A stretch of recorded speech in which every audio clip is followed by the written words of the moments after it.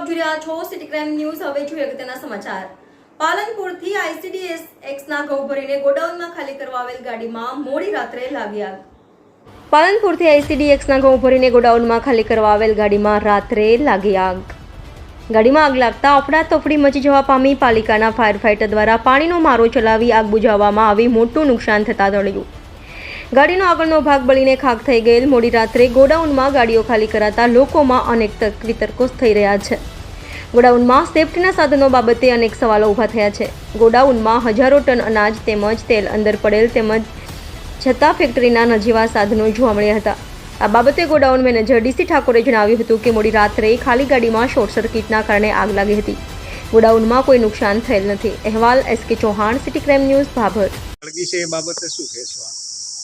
જો કે ગાડી અહીંયા રાત્રે ખાલી પડી હતી અને એમાં 11 સવા 11 જેવો વાયરિંગના શોર્ટ સર્કિટના કારણે આગ લાગેલ છે અને બિલકુલ સરકારી અનાજ કે કોઈ પણ પ્રકારનું કોઈ નુકસાન થયેલ નહીં, ફક્ત ગાડીનું નુકસાન છે। આગને કઈ રીતે બુઝાવવામાં આવે? ગાડી જ્યારે આગ લાગી ત્યારે અહીંયા મને જાણ કરવામાં આવી। હું ફટાફટ અહીંયા આપણે નગરપાલિકાનો સંપર્ક કરી અને નગરપાલિકાના ફાયર ટીમને સંપર્ક કરી અને ઇમરજન્સીમાં અહીંયા આવી અને એને ઓળવામાં આવી। આપણે કઈ અહીંયા ફાયર સેફટીના સાધનો રાખવામાં આવે છે ગોડાઉન? ફાયર સેફટીના જે આપણે ફાયર જે આવે છે ને એ આપણે અહીં ઉપલબ્ધ જ છે અને એક્સપાયરી ડેટ નથી। ક્યાંથી ગાડી આવેલી હતી અને કોની છે, કંઈ ખ્યાલ છે? હા,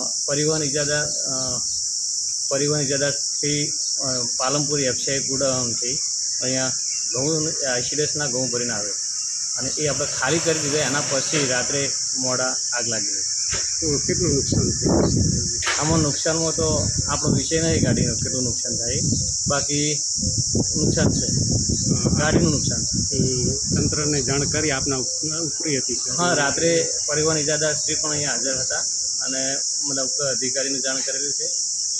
મામલતદાર સાહેબને, અમારા DSM સાહેબને બધાને જાણ કરી દીધેલ છે। બાકી ગોડાઉનના સરકારી અનાજને કોઈ નુકસાન નથી, ફક્ત ને ફક્ત ખાલી ગાડીને નુકસાન છે। આપનું નામ ને Shri DC Thakor, godown manager, Bhabhar.